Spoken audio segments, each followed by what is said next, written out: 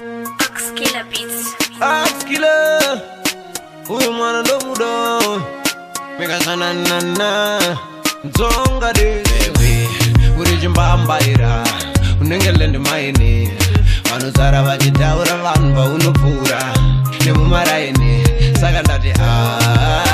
unondinakidza hakuna mumwe anondinakidza satapadzwawo macheso unondinakidza nekuti pese patinopenda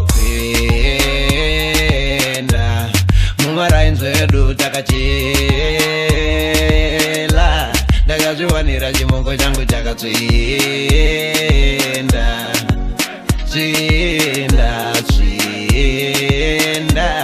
chinodiwa nemachinda vanhu vanomirawo mumaraini pandinopfuura ndinayeini ndichifamba nchipamba unge namwawaini ndakazvibatira chibhumba chilende maini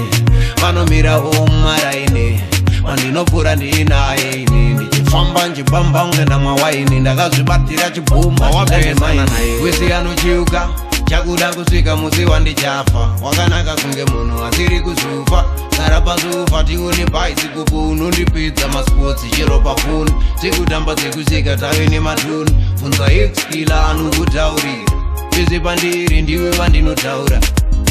vanhu vanomirawo mumaraini pandinopfuura ndinayeini ndichifamba nchipamba unge namwawaini ndakazvibatira chibhumba chilende maini vanomirawo mumaraini pandinopfuura ndinayeini ndichifamba nchipamba unge namwawaini ndakazvibatira chibhumba chilende maini uri chimbambaira unengelende maini vanozara vachitaura vanhu vaunopfuura nemumaraini saka ndati unondinakidza hakuna mumwe anondinakidza satapadzwawo macheso unondinakidza nekuti pese patinopenda mumarainzo edu takachela ndakazviwanira chimongo changu chakatsvinda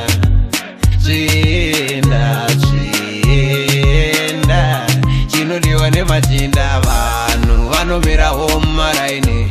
pandinopfuura ndinayeini ndichifamba nchipamba unge namwawaini ndakazvibatira chibhumba chilende maini